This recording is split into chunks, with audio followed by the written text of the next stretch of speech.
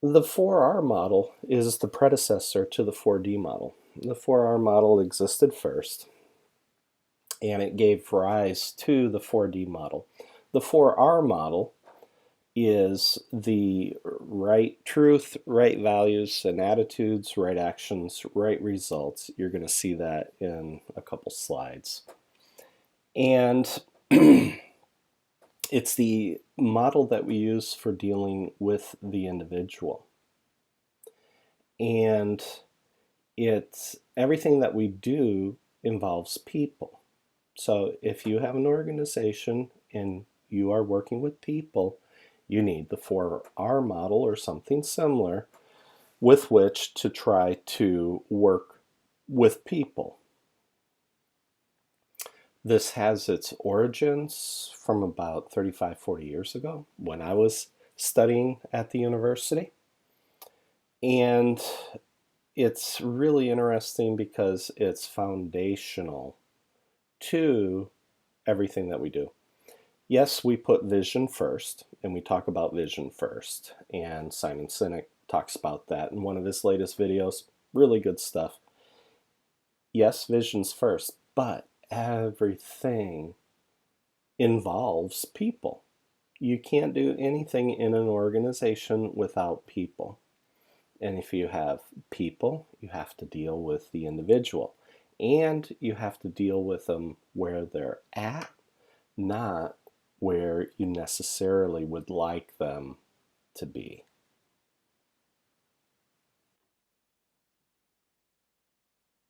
The leadership takeaways in this video is the people problems that we're facing and what the solutions are. We're going to look at the 4R model and how to use that both in a positive way and in reverse to do root cause analysis, because you might have a team member that is struggling. And if they're struggling, our natural reaction is to try to help them so that they're no longer struggling, because a person who's struggling is not going to be able to enter into a state of individual flow, let alone into a state of team flow. And so it's just like that example given way earlier in these video series in the quotes. It's like in a rowing team, when they get into a state of swing, it's frictionless. And so if you're experiencing friction with an individual, then we're going to show you how to use the 4R model in reverse to get to the root cause. Over the years, I realized that the 4R model also mirrors partly the classic tools of Greek rhetoric: logos, ethos, and pathos. Rhema is not part of the original tools of Greek rhetoric. That's something I've added and picked up from some friends along the way.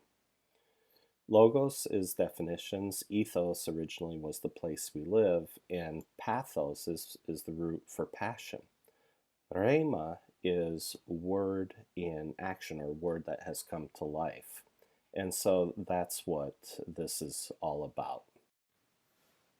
So before we get into the 4R model, what are some of the things that can be addressed or solved using the 4R model, some of the problems or obstacles, impediments that you might run into when you're working with individuals and teams?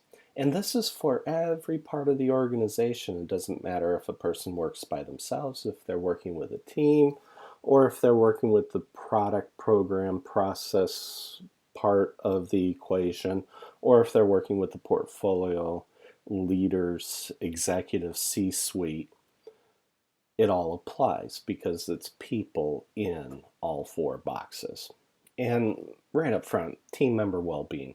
Look, if people don't feel good, if they're simply, even, for example, not getting enough sleep, they've shown research, or they've done studies where the research has shown that if you're only sleeping like 4 hours a night, your risk of heart attack increases like 4 or 5 times or whatever it is. It does go up. And so you're putting yourself at unnecessary risk if you're not just simply getting enough sleep physically. Or you could be battling all kinds of things. It's a little tough, you know. People can come into work, everybody has an off day. People can be really upset or grouchy or unhappy about things that have absolutely nothing to do with work. It could be a family member might be ill. They might be fighting a battle with cancer, or they might be fighting some other physical medical battle that we don't know anything about. And so uh, you see a lot of these internet memes about be kind to everybody because you just don't know what they might be going through. And so team member well-being, I think that they've done enough studies by now that show if your people are doing well, then your teams and your company will be doing well. As I had shared earlier about employee disengagement and had a picture there that showed it was a really good picture of the Gallup poll. I think it was from 2018 for the employee engagement survey that they do globally. And the numbers were dismal. This was all the way back in the Brutal's Facts section of the videos that we're recording here, way back in the beginning of the slides. If only 13% are fully engaged, man, that means 87% are either disengaged or aggressively disengaged, that to the point where that 20% that's aggressively disengaged, they're actively working against the goals of your company. Also, the 4R model can be used if you're looking at somebody's results and you see that they're struggling to get up to higher levels of performance. We use both the AHA model, the 4R model, and the flow friction analysis to address that. And the 4R model can also be used to address the lack of trust and safety at the individual level because everybody's personality is different. All of these frameworks and theories and everything works great until you actually add people into the equation. And that's where the rubber hits the road. And this is where the 4R model in flow excels at really truly getting to the root causes of what might be preventing a person from achieving a sustainable high performance, getting into the flow. If we can get people each into the individual flow on a team, it makes it easier to get the whole team into the flow. Over here, on the right, you'll see I had a case example in Singtel. It's also in our book, Flow. That's one of the premier examples of all of these problems were addressed using flow in that particular assignment. So I'm not gonna do a spoiler here, but when you come to do the actual flow 1-day hands-on exercise only training event, so we're collapsing it from 2 days to 1 day. When you actually go through the exercises are the first step to help you take all of these thoughts and frameworks and patterns out of the books, out of the training, out of the videos, and bring it into real life. And in the classroom, when you do the exercises, it's there when most people get their first, aha, okay, now this makes sense. And then the second aha is when they take it and start using it in their daily work. So for example, you might put a T-shaped personal Kanban on your desk with post-it notes where you have doing on the left and done on the right. Or as one of my coworkers wrote, work harder. That was really great. And so working harder. But anyways, when you start to model the behavior, when you start to demonstrate, hey, this works, and people start to look at it and they go, hey, what's this? Oh, okay, he makes his work transparent. I know exactly what Andrew is working on. Oh, wow, this really works. He's consistent, and he's demonstrating how this actually works. And by definition, folks, that's leadership. Remember, there are only three things that happen naturally in an organization. That's confusion, friction, and underperformance. Everything else requires leadership. Everything else. And so you have to, when you're working with your teams, you have to demonstrate that leadership for your team so that they begin to build the confidence in what you're talking about.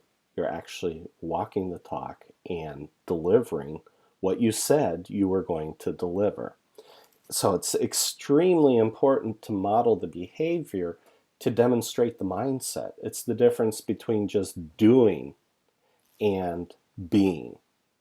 Doing is the tool set. We can teach the tool set to anybody.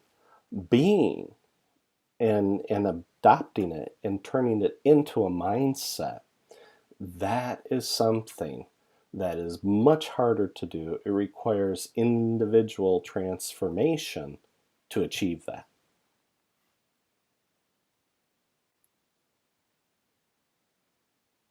So as we're looking at the 4R model here, and you've got right truth, right values and attitudes, right actions, right results with the vision in the middle. And for the individual, I include the spirit because that goes right back to well-being. People are multidimensional. It's genetics, it's environment, and then it's choice. And we will get into personality here in just a little bit before we go on to the 4D model. And when you're dealing with people, it's really important to help them understand that there's a root cause for everything that they do, and that root cause is basically the truth by which they live. We call that a worldview. Some people might call it a philosophy. Some people might look at it from a religious perspective. By the way, the first three, right truth, right values, and right actions, those three are the foundation of every religion and every philosophy, every ism that's on the planet, every one of them. So it doesn't matter if you're religious or not because you still live by some philosophy. And if I'm using this framework over time, let's say 6 sprints, 3 months, over time, if I've had a chance to work with you and observe you and watch you within a range, it won't be perfect, but let's say within a bell curve distribution, I'll be able to predict what your truth is because I'll have watched you via your actions, via your results, and through conversation and the words that you use, I will be able to deduce what values and attitudes you're operating from. And so this becomes core of what we do because everything we do deals with people. So when you look at the flow friction analysis and you're thinking about the vision plus the right people plus the 4D model, and we go through what happens if you don't have those things in place. The RP, right people, when you see that RP, right people, just think about the 4R model because the right person, it might be, you can get people on your team and they might not absolutely be the most perfect team member ever. But that doesn't mean that you can't still achieve great things with that team, regardless of whether or not the person is the right person or not. When you get the group together, it's almost like the group can compensate for underperformers. It's not ideal, but we have to be realistic. We can't get, the Chicago Bulls for our team in the company for every situation that we have, or for every team that we have. There are going to be teams where it's, I don't know, who's a really bad basketball team these days. I don't even know. It's been so long since I've been playing basketball or keeping up with the sport. Um, let's say Portland Trailblazers, or I don't know who's on top, or Cleveland. Uh, let's just choose a team that's at the bottom of the league. You're going to have a distribution. Not everybody's the Chicago Bulls or the Celtics or the Lakers. You know, the Lakers have been on top a lot. The Celtics have been on top a lot. But not everybody can always be at the top. But you can still get solid performers. And so I would rather have a team of solid performers that I can help get into states of higher performance that they can sustain than sometimes dealing with a team of stars where you might have egos that are crashing into each other. And if you've ever worked with a team full of prima donnas, you'll find it quite exhausting. But anyways, right truth, right values, right actions is the foundation of every philosophy and religion out there on the planet. I added right results to complete the model because if you get the first three right, hopefully you're going to get the right results. And if not, then on the next slide, we'll look at how we use this in reverse to do root cause analysis.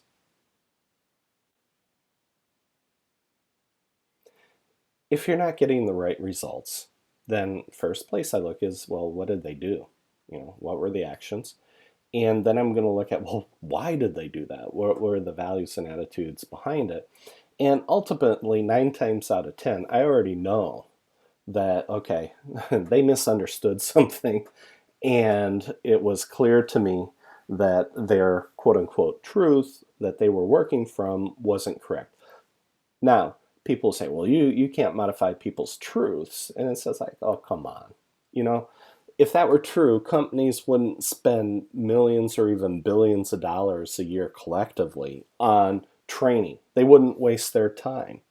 And if you look at the amount of training that's out there, it's just stunning. It's amazing how much training, certifications, just for Agile certifications. Recently, I heard that somebody had counted up 102 Agile certifications, and they even said, we're not sure this is a complete list. Well, if you've got 102 different truths for Agile or worldviews for Agile and ways to do Agile, well, guess what? That means that you've got a lot of different truths that you have to be dealing with as an organization. But the reality is companies wouldn't waste a single penny on this if we weren't able to help modify people's truths, at least for what they're working with at work. You're probably never going to change their religious or philosophical views per se. There are some religions that are extremely dogmatic where if you try to convert them to another religion, they may become very violent with you. And so in that sense, people would probably correct to say, hey, we can't change their truth. But from a business perspective, absolutely, we can change your truth. That we've been doing this for a long time in business, and human nature has not changed in the last 3,000 or 4,000 years. Now, I know that most people these days haven't studied Greek rhetoric. That went the way of teaching Latin in schools as well. Um, I didn't have Latin, but I was taught Greek rhetoric. And it's very interesting to me the parallels between Greek rhetoric and the 4R model. And there are a lot of smart people, a lot of incredible, brilliant philosophers from the Greek schools, Socrates, they'll talk about the Socratic method and all these different things. The Greeks were utterly brilliant in creating a framework and a pattern. If you look at the tools of Greek rhetoric, logos, ethos, and pathos are the original three. Okay? These first three are included in Greek philosophy.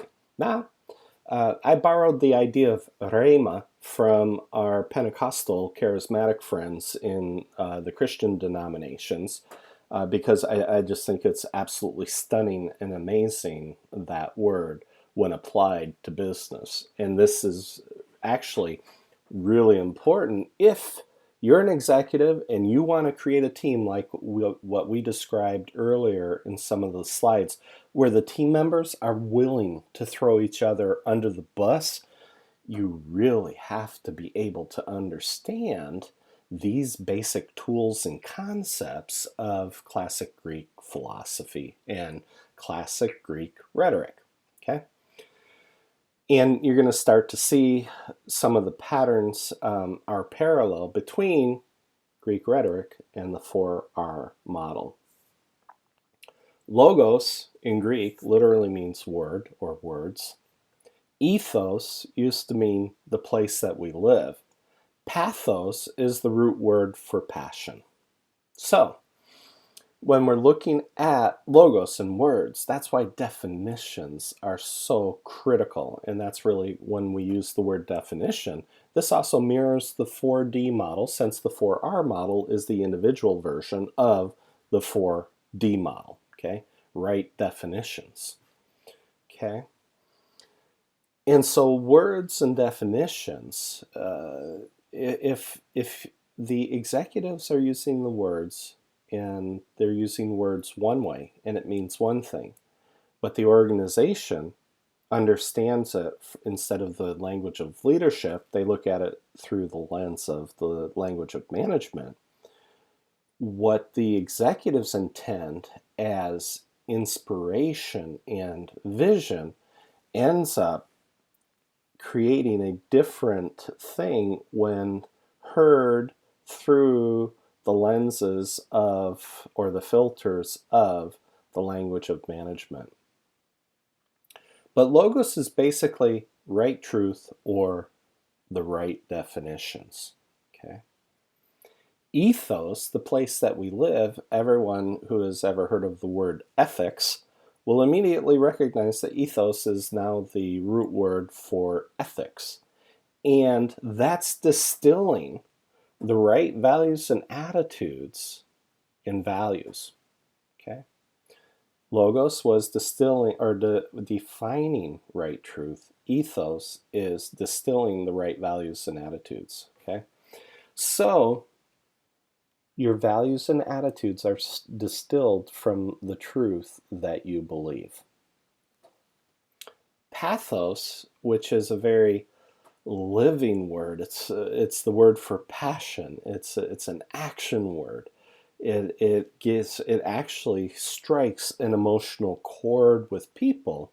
When you talk about passion, people immediately react to that. Well, that is sort of a mirror behind your actions. Okay, so that's not a one-to-one match, but it's pretty close. All right, because if you've got your correct truth, if you've defined that, and then you've distilled the right attitudes and values, then you should deliver the right actions, and you should be able to do that with passion. Okay. Now it's this last one that gets really interesting, because rhema is not part of original Greek rhetoric. Rhema literally means word in action or living word. At least that's the way it was explained to me. And if you think about the word inspiration, that literally means God breathed.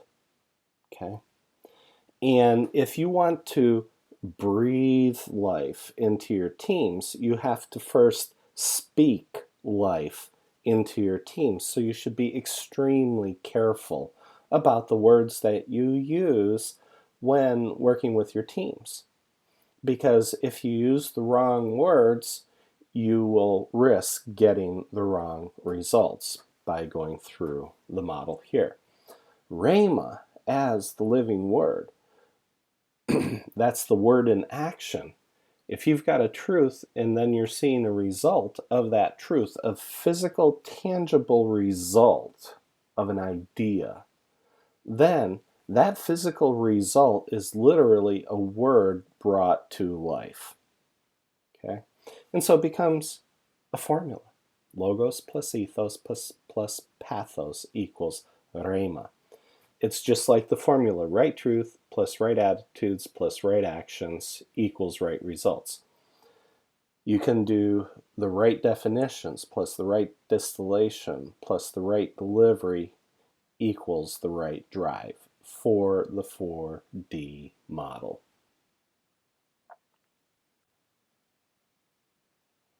So I put this into a format where you can actually see the 4R model with logos, ethos, pathos, and rhema wrapped around, because right truth, that means you have your logos correct. You have your definitions. Right values and attitudes, well, you've distilled that from your right truth, and that's where you're bringing it to where you live. Okay? And so it becomes part of your ethics. Here in the West, we are dominated by the Judeo-Christian ethic and the Protestant work ethic. So when you have a certain truth, it's going to manifest itself in the values and attitudes. And those first two will impact the delivery of your right actions. And with, and if you're doing your work and you're working hard, and you're passionate about your work, then you're going to be able to deliver remarkable results. And so that becomes rhema, the right results, or remarkable results, or stunning results, where people just step back and go, wow, how did you do that? How did you create a team where the team is willing to throw themselves under the bus for each other instead of throwing each other under the bus, which is the usual course of business in many companies where they have a toxic environment.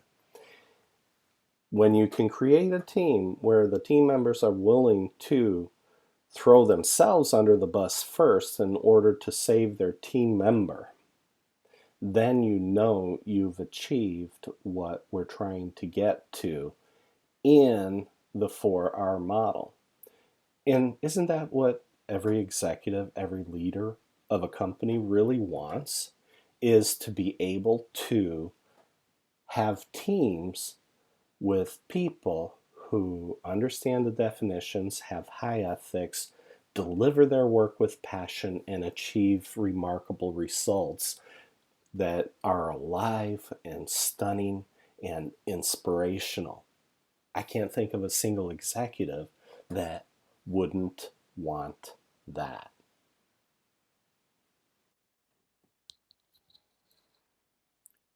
In this section, we have gone through some of the people problems that we're up against, some solutions for that. We've looked at the 4R model and how to use the 4R model in reverse to do root cause analysis. And we looked at the classic tools of Greek rhetoric, with the first three being the original classic tools of rhetoric. Rhema, or word in action, is a fourth one that I've added from the Greek that basically is how you breathe life into individuals and teams. Now, the application for this is really important because I've been doing this for a long time, especially from a flow perspective, over a quarter of a century.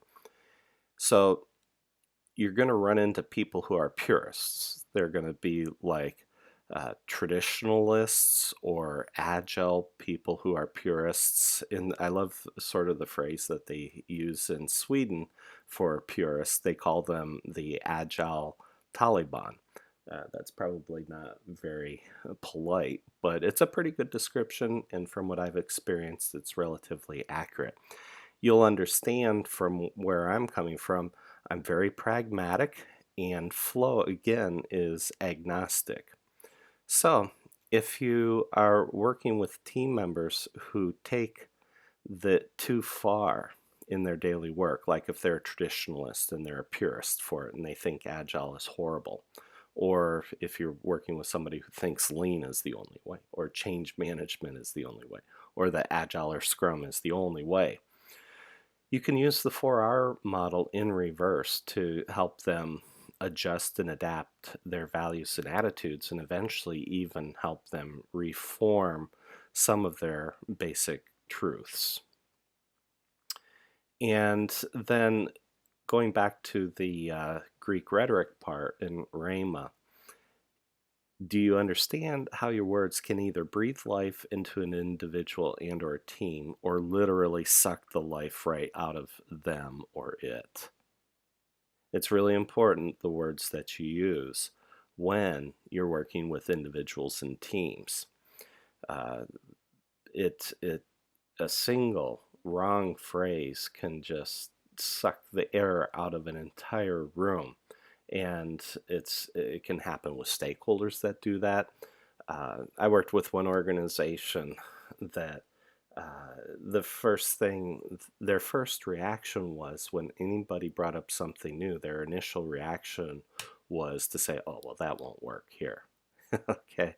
And so you need to overcome that and be aware of how the organization is and the culture and how the people behave, and use the 4R model to help modify their reactions and show them how their words are either helping or hurting.